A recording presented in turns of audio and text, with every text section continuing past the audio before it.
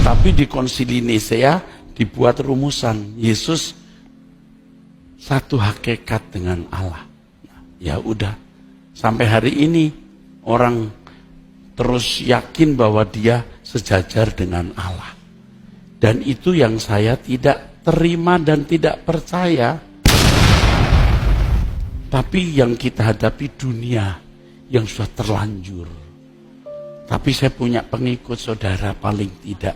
Sobat Sarum pun ada banyak orang yang mengaku Kristen tetapi tidak mengenal pribadi Allah yang mereka sembah. Tidak mengenal pribadi Yesus Kristus, Tuhan kita. Ya. Nah, bahkan kalau kita mendengar berita-berita yang tersebar, ada seorang pendeta bernama Bapak Erastus Sabdono yang bergelar doktor begitu ya. Sayang sekali beliau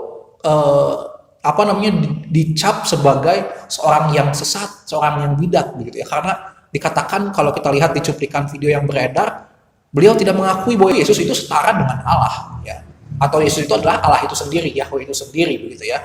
Nah, kegagalan pahaman tentang pribadi Allah ternyata bisa ya terjadi pada sosok seperti Bapak Erastus Sabdono yang bergelar doktor. Jadi ternyata bukan masalah pendidikannya semakin tinggi dia atau bukan masalah pengikutnya banyak sehingga membuat dia itu mengenal pribadi Allah yang benar.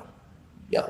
Orang yang tidak berpendidikan sekalipun, orang yang maksudnya adalah orang yang tidak mengenyam pendidikan di teologi, bahkan saya percaya bisa ya lebih mengenal daripada orang yang ada di teologi gitu ya. Jadi bukan masalah pendidikannya, tetapi seberapa dekat dia dengan firman Tuhan, ya. Seberapa dekat dia dengan Tuhan, sang sumber itu sendiri, ya. Nah, di sini saya bukan berarti saya lebih benar atau saya lebih pintar dari Bapak Erastus Sabdono, tetapi saya hanya ingin memberikan pandangan. Pertama, supaya jangan orang Kristen itu tersesat. Itu kedua, supaya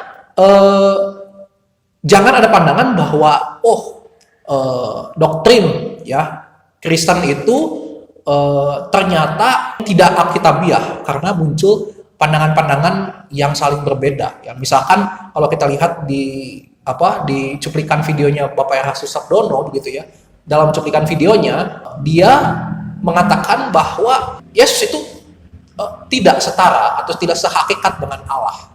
Ya, dia tidak sepakat dengan keputusan Konsili Nisea 325 yang dia bilang di situ dirumuskan bahwa Yesus itu setara dengan Allah, ya.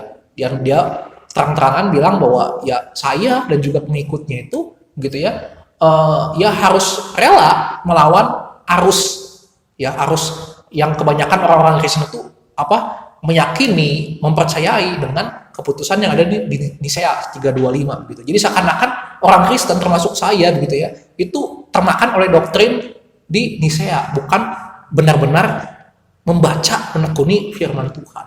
Nah, untuk meluruskan pandangan tersebut, maka perlu video ini ya. Jadi supaya jangan nanti disangka orang-orang Kristen yang bukan pengikutnya Bapak Erastus ini termakan oleh doktrin Tritunggal, Trinitas gitu.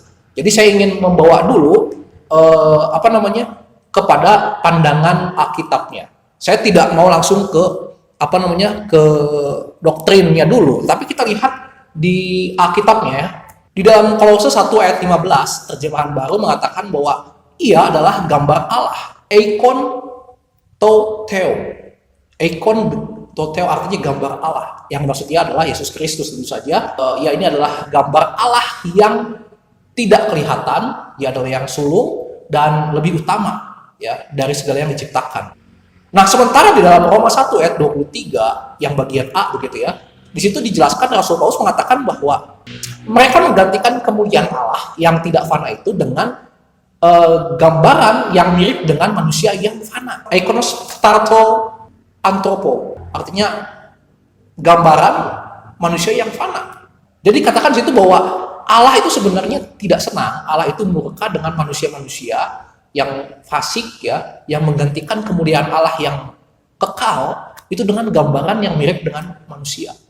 Ya, karena di Roma begitu ya, orang-orang pasti mengenal yang namanya dewa-dewi begitu ya, patung-patung yang dibuat itu seolah-olah itu adalah gambaran dari Allah ya. Nah, inilah yang kemudian ditentang oleh Rasul Paulus tentu saja. Nah, sekarang pertanyaannya bagaimana kalau Rasul Paulus itu bilang bahwa Yesus Kristus itu adalah gambaran Allah, sementara dia sendiri bilang, ya, tadi di Roma 1 ayat 23 bahwa Allah itu membenci orang-orang yang membuat atau menggambarkan Allah dengan gambaran manusia, seperti manusia yang fana itu. Apakah ini tidak bertentangan? Ya. Nah, kemudian lanjutkan Roma 1 ayat 25, ya. Saya bacakan, sebab mereka menggantikan kebenaran Allah dengan dusta dan memuja dan menyembah makhluk dengan merupakan penciptanya yang harusnya itulah yang disembah, ya. Yang disembah dan dipuji selama-lamanya. Tapi kenyataannya kita sering melihat, bahkan kita menjumpai bahwa Paulus itu memuji Kristus.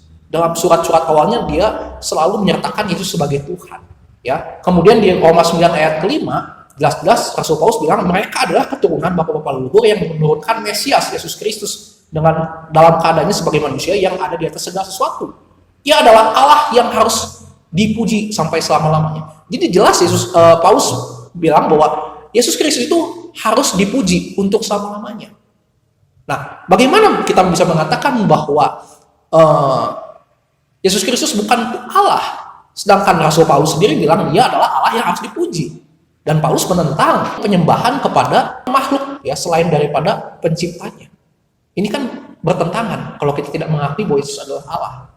Kalau Yesus dikatakan malaikat, tentu saja bukan. Ya, tentu saja Yesus bukan malaikat karena Yesus itu benar-benar dia lahir ke dunia dalam wujud manusia 100%. Ya, Yesus itu menampakkan dirinya kepada Thomas, dia menunjukkan luka yang ada di tangannya, yang ada di lambungnya. Sedangkan malaikat tentu saja tidak seperti itu, dia masih memiliki daging. Ya, Rasul Paulus juga melarang penyembahan kepada para malaikat. Jadi Yesus Kristus tetap punya tubuh kemuliaan yang ada sejak semula ketika dia ada di Taman Eden, ya. Ketika dia datang kepada Adam dan Hawa, itulah tubuh kemuliaan yang dimiliki oleh Yesus Kristus. Nah, jadi bagaimana untuk menjelaskan hal ini? Mau tidak mau dan harus kita bilang Yesus adalah Allah. Ya, karena tidak ada yang sanggup menjadi gambaran Allah selain daripada Allah itu sendiri. Ya, selain daripada anak Allah itu sendiri, yaitu Yesus Kristus. Ya, nah anak Allah dan Allah ini adalah pribadi yang sama, adalah hakikat yang sama. Ya, tentu konyol Rasul Paulus kalau dia di Roma dengan patung-patung dewa-dewi, gambaran-gambaran gitu ya. Kemudian dia datang mengatakan bahwa jemaat jangan menggambarkan Allah dengan patung-patung seperti itu begitu ya. Tapi kemudian dia sendiri akhirnya mengatakan bahwa Yesus Kristus itu adalah gambaran Allah. Ya. Bagaimana? Tentu aneh kalau kita tidak mengakui bahwa Yesus itu adalah Allah itu sendiri. Tapi kalau kita mengakui Yesus itu adalah Allah itu sendiri, maka tidak ada masalah. Dan itulah yang dimaksud oleh Paulus ketika mengatakan Yesus adalah gambaran Allah. Artinya dia secara tidak langsung mengatakan bahwa Yesus itu adalah Allah itu sendiri. Satu-satunya yang bisa menggambarkan Allah secara utuh. Oh, tapi kan gambar Allah itu berbeda dengan Allah.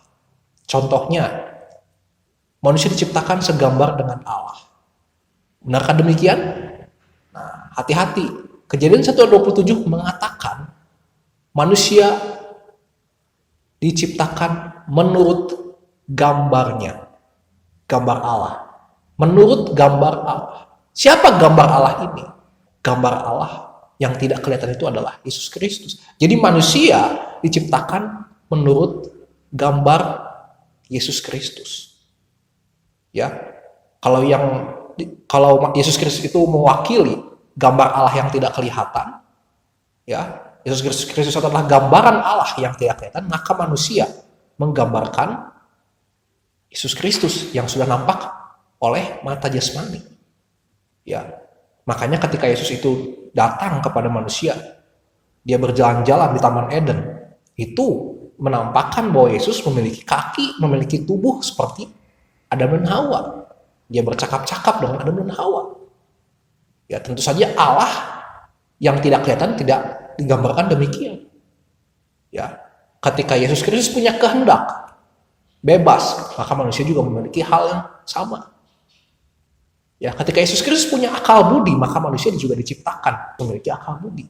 Dengan kata lain, di dalam Kejadian 1:27 itu, siapa lagi kalau bukan pribadi Yesus Kristus yang memiliki tubuh kemuliaan. Kalau kita ingat Yohanes di Pulau Patmos berjumpa dengan Yesus Kristus, Wahyu 1:13, ya, di tengah-tengah kakidian dia melihat seorang anak manusia yang kepala dan rambutnya putih bagaikan bulu yang putih petah, matanya bagaikan nyala api, kakinya mengkilap bagaikan tembaga membara, ya, suaranya bagaikan desuh air bah, ya, kemudian bahkan wajahnya bersinar-sinar bagaikan matahari yang terik. Ketika aku melihat dia, tersungkurlah aku di depan kakinya sama seperti orang yang mati.